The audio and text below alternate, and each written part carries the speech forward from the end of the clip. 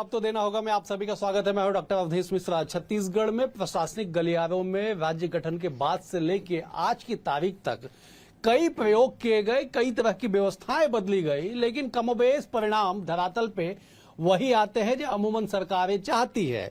लेकिन बीते कुछ सालों से उस समय उस तस्वीर को याद कर लीजिए कि छत्तीसगढ़ देश भर में सर्वाधिक बदनाम हुआ आला अधिकारियों के ऊपर हुए कार्रवाइयों को लेके। दरअसल भ्रष्टाचार के आरोपों में कई वरिष्ठ आईएएस अधिकारी से लेकर आईपीएस तक पे शक की सुई पहुंची, कई को जेल भी जाना पड़ा, तो कुछ पे अभी भी कार्रवाइयां लंबित है। ये तमाम वो दौर थे जब छत्तीसगढ़ में कांग्रेस की सरकार थी और बीजेपी ने भ्रष्टाचार का मुद्दा चुनावी मुद्दा बना के भरपूर उठाया। लेकिन 2 साल बाद सरकार बदलने के कमोबेश 2 साल बाद भी छत्तीसगढ़ में रोज नई बातें निकल के सामने आ जाती है। और 4 साल 10 माह के बाद वो दिन आया जब छत्तीसगढ़ को नया मुख्य सचिव विकासशील के रूप में मिले हैं। अब प्रशासनिक गलियारों में कसावट की बातें कही जा रही है। कहा जा रहा है कि सुशासन की राह जो विष्णुदेव साय सरकार तय कर रही है उस पर अब सरकार और प्रशासन बेहद सरपट गति से आगे बढ़ेगा। लेकिन तमाम सियासी भी बयानबाजियां हो रही है। आज इसी बेहद ही गंभीर विषय पर करेंगे चर्चा, लेकिन उससे पहले देख लीजिए ये खास रिपोर्ट।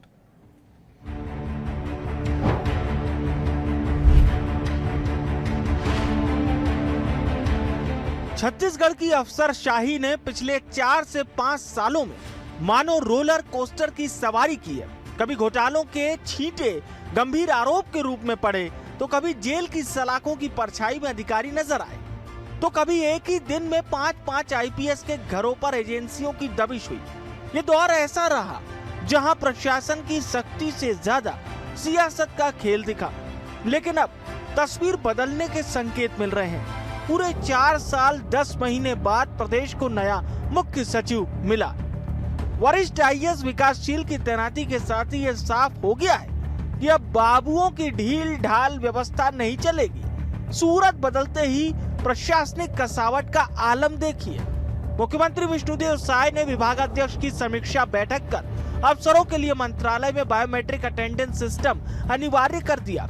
इसी बीच प्रशासनिक कसावट को लेकर मुख्य सचिव ने कुछ अहम संकेत भी दिए हैं। सुनिए।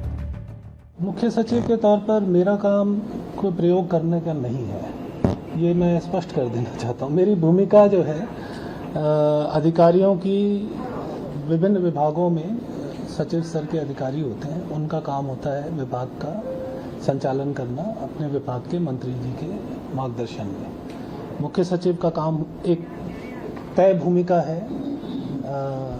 कामकाज के संचालन के जो नियम बने हुए हैं उसमें मुख्य सचिव का एक तय रोल है। प्रशासनिक कसावट को लेकर सरकार ने लिए अहम निर्णय। अब अधिकारियों को भी देनी होगी बायोमेट्रिक अटेंडेंस। मुख्य सचिव बदलते ही उच्च स्तर पर बड़ा फेरबदल। मंगलवार को हुए 14 अधिकारियों के तबादले, कई अधिकारियों की जिम्मेदारी भी बदली। जल्द जारी होगी आईएएस अधिकारियों की ट्रांसफर की एक और लिस्ट। कई को बुलाया जाएगा मंत्रालय। मुख्यमंत्री विष्णुदेव साय ने बुलाई एसपी कलेक्टर की कॉन्फ्रेंस। पिछले 4 से 5 सालों में आईएएस अधिकारियों पर घोटालों और लापरवाही के लगे गंभीर आरोप। कई घोटालों में नामजद आरोपी भी बनाए गए अधिकारी, कुछ अधिकारी जेल भी गए। इसके अलावा भी छत्तीसगढ़ में आईएएस आईपीएस अधिकारियों पर बड़े बड़े घोटालों को लेकर जांच एजेंसियों के शक की निगाह में है। ऐसे में प्रशासनिक कसावट की हलचल में छत्तीसगढ़ की सियासत को नया मुद्दा मिल गया है। इस मसले पर कांग्रेस का कहना है कि ये वही अधिकारी हैं जो 15 साल बीजेपी के कार्यकाल के दौरान रहे हैं। कांग्रेस का नाम लेकर सिर्फ बदनाम करने की साजिश है। बीजेपी का कहना है कि पिछले कांग्रेस कार्यकाल पर आरोप लगाते हुए प्रशासनिक कसावट से बेहतर रिजल्ट की बात कह रही है। भारतीय जनता पार्टी की सरकार में अफसरशाही हावी है। कुछ चुनिंदा अफसर मिलकर इस सरकार को चला रहे हैं। मुख्यमंत्री और सरकार यहाँ से नहीं, दिल्ली से भारतीय जनता पार्टी छत्तीसगढ़ की सरकार चल रही है। तो मुझे लगता है कि कांग्रेस वैचारिक रूप से भी संक्रमित हो चुकी है। और आईएएस की बात करने वाले कांग्रेस के लोग आईएएस अधिकारी पर सवाल खड़ा कर रहे हैं, आईएएस के समर्थन की बात कर रहे हैं। वो दिन भूल गए जब भूपेश बघेल जी के राज में इन पूरे आईएएस के जितने अधिकारी हैं उनको नियंत्रण यदि कोई करता था तो राज्य शासन की एक अधिकारी करती थी, जो आज जेल की सलाखों के पीछे हैं। तमाम सियासी बयानबाजियों के इतर भी प्रदेश की जनता के बीच ये उम्मीद बन रही है कि अब भ्रष्टाचार में लिप्त अफसरों पर नकेल कसी जाएगी। और जिम्मेदार अधिकारियों को काम करने की खुली छूट मिलेगी। अब जबकि नए मुख्य सचिव ने अनुशासन और पारदर्शिता की दुहाई दी है, तो इसे सिर्फ बयानबाजी समझने की गलती नौकरशाहों को भारी पड़ सकती है।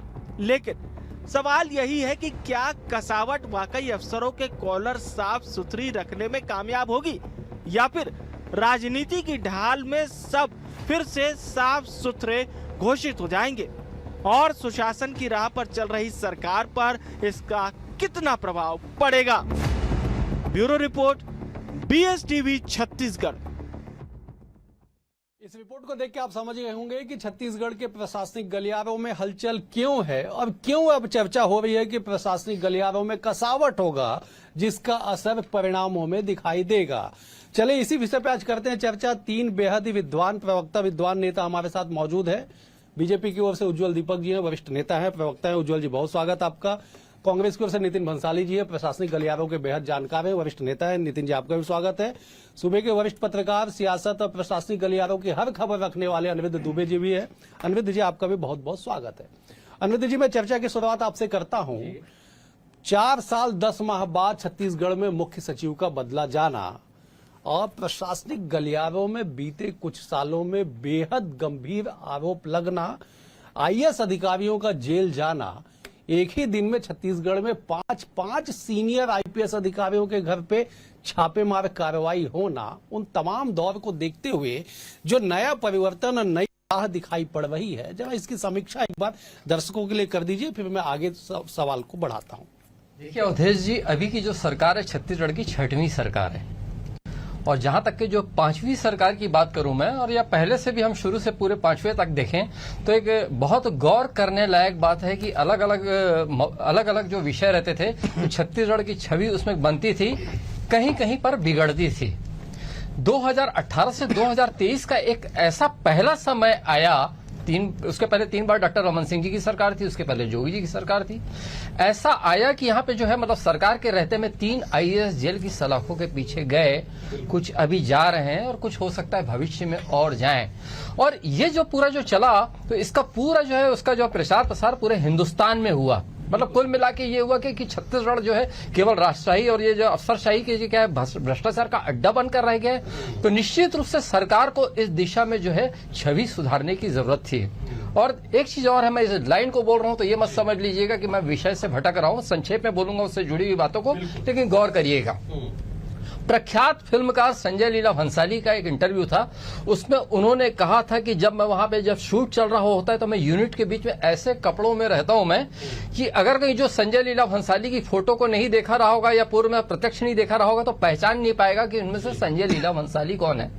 जहां तक के विकासशील जी की बात है, आज जो विषय कुल मिला के उन्हीं पे केंद्रित है, तो मैंने जो उनको देखा तो 112 एम्बुलेंस जिसने कई लोगों की जिंदगियां बचाई। तो जब उसकी प्रेस कॉन्फ्रेंस जब ये योजना लॉन्च हुई तो रायपुर के न्यू सर्किट हाउस में विकासशील जी थे और वहां पे 112 को सामने ला रहे थे। तो मीडिया के सारे लोगों ने संदेह से देखा था, उस संदेह पे व्यक्त करने वाला मैं भी था। तो क्या बोले वो बाद में हम जाएंगे, लेकिन वो जो उनका पहनावा, जो उनका लिबास, कमाल का जो की सादगी, मैं 2-3 IAS लोगों को मैंने देखा छत्तीसगढ़ राज्य के बनने तक के। तो एक में विकासशील साहब है कि जो बेहद मतलब न आचार व्यवहार में और लिबास में, और एक अय्याज तंबोली लिबास में और व्यवहार में बड़े। जी उज्ज्वल जी, आप बेहद करीब हैं प्रशासनिक गलियारों के, आपके पास गहरा अनुभव भी है इस मामले का।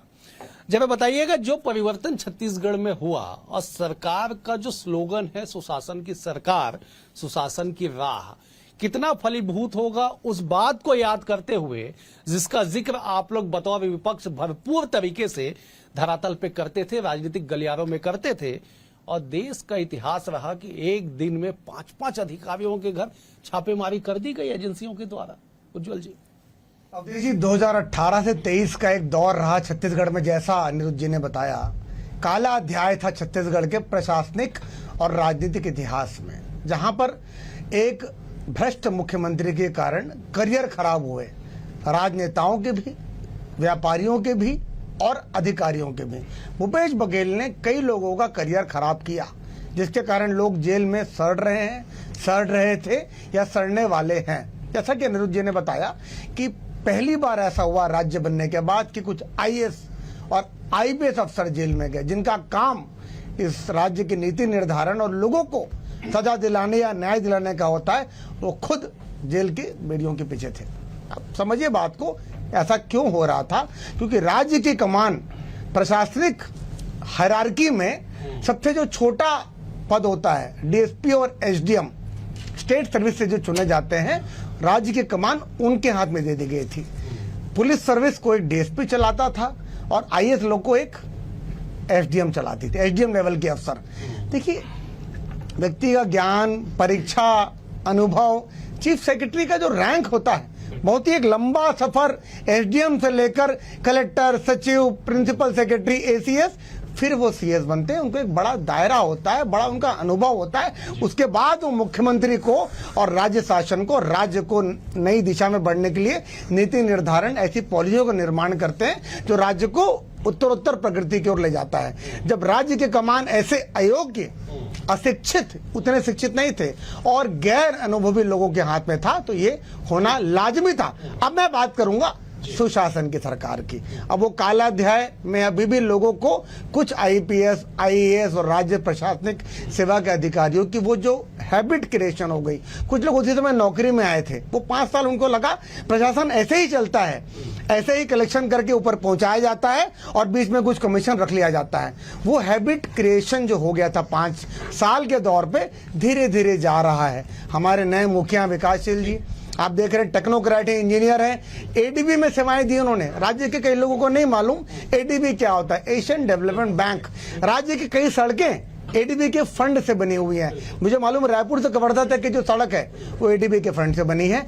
ना सिर्फ उनको राज्य का अनुभव है, राष्ट्रीय अनुभव है, अंतर्राष्ट्रीय अनुभव भी है। और बैंक में कंप्लायंस मेजर चीज होती है, ऑडिट होता है हर चीज का, कि पैसा क्यों दिया गया, किसको दिया गया, किस मद में दिया गया, उसका बकायदा ऑडिट होता है। हम उम्मीद कर रहे हैं कि राज्य के जो नए मुखिया हैं ऐसे ही प्रशासनिक कसावट लाएंगे। और राज्य के मुखिया पे डिपेंड करता है कि अधिकारी कैसे काम करेंगे। उस समय भूपेश बघेल थे, पूरे देश ने देखा कैसी अराजकता थी। इस समय राज्य के मुखिया सरल, सहज, आदिवासी मुख्यमंत्री हमारे, उनका जो दिशा निर्देश है वो चीफ सेक्रेटरी पालन करेंगे, हमारी ऐसी उम्मीद है। नितिन जी, ऐसा लग रहा है कि छत्तीसगढ़ में भ्रष्टाचार का उदय ही 2018 में हुआ हो। दर्जनों इतिहास हैं 2000 से लेकर 2018 तक।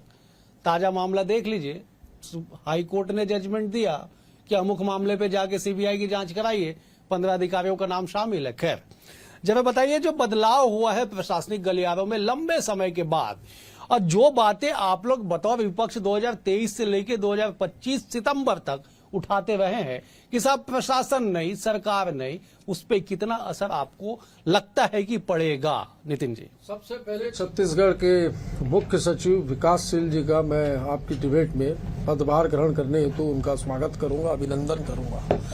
कोई पुराने चीफ सेक्रेटरी अमिताभ जैन जी का कार्यकाल भी खराब नहीं रहा है, बेदाग रहा है। ये नहीं कहा जा सकता कि पुराने ऐसे रहे वैसे रहे। जो लोग 2001 से 2018 तक जो अफसर डॉक्टर रमन सिंह जी की भाजपा की सरकार में भी कलेक्टर रहे, प्रमुख सचिव रहे, सचिव रहे, विभिन्न पदों पर रहे, वो लोग 2018 से 2023 की हमारी सरकार में भी है। बिल्कुल। तो आज चुन चुन कर अवधेश भाई, आज ये स्थिति है। मैं माननीय विकासशील जी को, रायपुर कलेक्टर थे, तब से जानता हूँ, अच्छे व्यक्ति हैं। अनिरुद्ध भैया ने बाकी सारी चीजें बता दी। तो मुझे ऐसा लगता है कि भाई निर्विवाद तरीके से काम करेंगे। और जो चीजें छत्तीसगढ़ में चल रही हैं, जैम पोर्टल की कहें या फिर जिस तरीके से भ्रष्टाचार के जो मामले लगातार नित्य नए कीर्तिमान जो सामने आ रहे हैं, उस पर अंकुश लगाएंगे। क्योंकि कल उन्होंने अपनी प्रेस कॉन्फ्रेंस में ही कहा है कि मैं भ्रष्टाचार को बर्दाश्त नहीं करूंगा और जो कार्रवाई होगी वो करूंगा। पर ये चीजें जो है, ये अधिकारियों के साथ जो है पक्षपात पूर्ण कार्रवाई नहीं होनी चाहिए कि ये अफसर जो था ये पिछली सरकार में मुख्यमंत्री सचिवालय में था तो इसको सबक सिखाना है, ये अफसर जो था ये विभिन्न महत्वपूर्ण पदों पर रहा तो इसको कहीं कोई पोस्ट में नहीं आने देना है, अच्छी पोस्ट में। तो ये सारी चीजें मुझे लगता है अफसरों के साथ नहीं होनी चाहिए। आपने खुद ही एक उदाहरण दे दिया कि 2000 से 2018 के बीच में जो निशक्तजन 2004 से 2018 के बीच में जो निशक्तजन विभाग में जो घोटाला हुआ, एनजीओ घोटाला जो 1000 करोड़ का, कि जिसमें हाई कोर्ट को ही ये निर्देश देना पड़ा कि आप इसमें सीबीआई की जांच करें। तो ये सोचना चाहिए कि कैसी सरकार चली। और दूसरी बात, ये बात कमीशन की कर रहे थे, इन लोगों को बहुत अच्छा अनुभव है। मुझे जानकारी है कि मेरे दोस्त साथी प्रवक्ता उज्जवल दीपक डॉक्टर रमन सिंह जी के काफी करीबी रहे हैं। तो ये डॉक्टर रमन सिंह जी के ही का ही वक्तव्य था।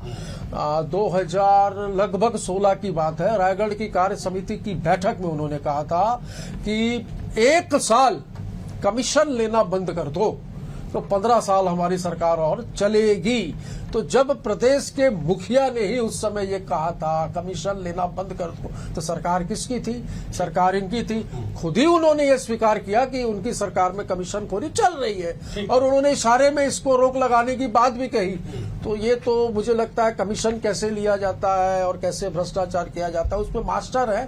पर बात क्या है उदेश भाई, प्रदेश और केंद्र में इनकी सरकार है, एजेंसियां उनके हाथ में है। आज सत्ता में ये है, कल हम होंगे। सारा हिसाब और सारे सवालों के जवाब देने तो पड़ेंगे, क्योंकि शुरुआत इन्होंने की है। अनिरुद्ध जी, एक सवाल मैं आपसे पूछता हूँ, जरा समझाइएगा। आपने कहा विकासशील जी के बारे में कि उनके व्यक्तित्व का आपने परिचय दिया कि किस व्यक्तित्व के हैं। कल जब हम लोगों ने उनसे पूछा कि साहब कैसे काम चलेगा उन तमाम आरोपों के बीच में, जब अधिकारियों पे कार्रवाई के लिए अभी भी एक ईडी का पत्र लंबित है आपके कार्यालय में, और क्या संदेश आप देना चाहेंगे? तो उन्होंने कहा कि मुझे जो भी संदेश देना होगा अखबार और टीवी के माध्यम से नहीं दूंगा। मतलब इसका बड़ा रहस्य है इसके पीछे। जरा बताइए कि इसका असर उन तमाम चीजों पे कितना पड़ेगा जिसे विपक्ष मुद्दा बना के पिछले 2.25 सालों तक राजनीति कर रही है। अवधेश जी, व्यापमं कितनी बदनाम जगह रही है और प्रभार अभी किसके पास है? अभी जो सामने आया तो रेणु पिल्ले जी, निश्चित रूप से रेणु पिल्ले जी जो बहुत स्ट्रिक्ट मानी जाती हैं।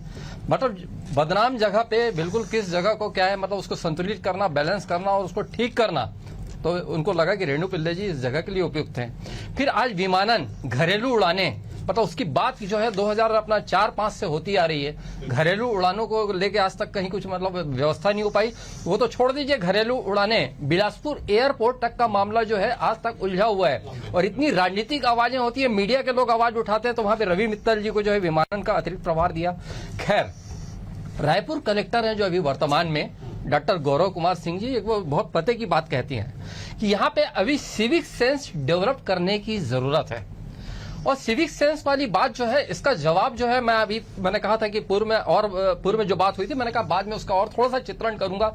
वही 112 की प्रेस कॉन्फ्रेंस में आता हूं। और सिविक सेंस की बात हमारे मीडिया के साथी भी कहते हैं कि रायपुर में इसकी अभी और जरूरत है, और कोई गलत भी नहीं है। हमें निखरते रहना चाहिए, हमारे शहर को निखरते रहना चाहिए। तो पूछा गया था कि मीडिया के द्वारा कि 112 जो आप लॉन्च तो कर रहे हैं, क्या फर्जी कॉल नहीं होंगे? क्या लोग मजे नहीं लेंगे? क्या लोग तौलेंगे नहीं? विकास साहब का जवाब था कि निश्चित रूप से मजे भी ले सकते हैं, हो सकता है कि तौलें, लेकिन धीरे धीरे विश्वास जमेगा। और अंततः धीरे धीरे विश्वास जमा, क्योंकि लोग मानने के लिए तैयार नहीं थे कि 10 मिनट में कोई घटनास्थल पे कोई एम्बुलेंस पहुंच सकती है, लेकिन पहुंची। तो ऐसे कई उदाहरण है। और अंतिम बात मैं रोहित जी की भी बात कहूंगा मैं, रोहित यादव जी को भी जनसंपर्क का जिम्मा दिया गया। मतलब आज जो है मीडिया बहुत मतलब समुद्र की तरह हो गया है, मतलब उसका दायरा बहुत बढ़ चुका है। तो किस व्यक्ति को कैसी जिम्मेदारी दिया जाना चाहिए। फिर रोहित यादव जी भी रायपुर कलेक्टर रहे, तो कुल मिला के अद्भुत संतुलन देखने मिल रहा है। ठीक, उज्जवल जी, मैं एक तारीख आपको याद दिलाता हूं। फरवरी 26-27 2020 छत्तीसगढ़ में एक बड़ी कार्रवाई हुई, जिसपे पूर्व मुख्य सचिव समेत महापौर, उनके ठिकाने और तमाम जगह पे पूर्व अधिकारी, IAS अधिकारियों के ठिकाने पे रेड डाली गई। कहा गया कि 20 साल के इतिहास का सबसे बड़ा कार्रवाई है जो एक साथ की जा रही है इतने व्यापक तौर पे। कई जो निजी क्षेत्र में कार्य करने वाले लोग थे, उनके ठिकाने पे भी दबिश दी गई। वो सिलसिला जो शुरू हुआ वो आज तक खत्म नहीं हो पाया उज्जवल जी। अब प्रशासनिक गलियारों में जितनी सख्ती होगी, अधिकारी जितना बेहतर काम करेंगे, लोगों के बीच जितनी संवाद वो डेवलप करेंगे, जितना क्रियान्वयन में बेहतर करेंगे, राज्य का नाम उतना ऊंचा होगा। हम सबको राज्य के विषय में भी तो सोचना पड़ेगा ना। अब देखिए, एक टर्म होता है अनबिकमिंग ऑफ एन IAS और IPS ऑफिसर। इस बिना पे लोगों को नौकरी से भी निकाल दिया जाता है। यूपीएससी द्वारा कई बार पिछले ऐसी कुछ घटनाएं हुई हैं कि 3-4 लोग को नौकरी से हटा दिया गया, अनबिकमिंग हो गई थी उनकी, और ऐसे कुछ घटनाएं हमारे राज्य में हुई अनफॉर्चुनेटली। बड़ा ही खेत का विषय है। आप देखिएगा कि माननीय हमारे कांग्रेस के प्रवक्ता मित्र बात कर रहे थे कि 2001-3 से लेकर 18 तक हमारी ही सरकार थी जब नान घोटाला सामने आया था। हमारी ही सरकार के ईओडब्ल्यू और एसीबी ने कार्रवाई कर 2 आईएएसओ पे शिकंजा कसा था। उसको कांग्रेस ने भुनाया भी, जबकि वो कार्रवाई हमारी सरकार ने की थी। हम कभी डरे नहीं थे, हमने किसी को बचाया नहीं था। बात सिर्फ भ्रष्टाचार तक सीमित नहीं है, बात है भ्रष्टाचार होने के बाद सरकार कार्रवाई क्या कर रही है। It is not about the disaster, it is about the response taken by the government after the disaster.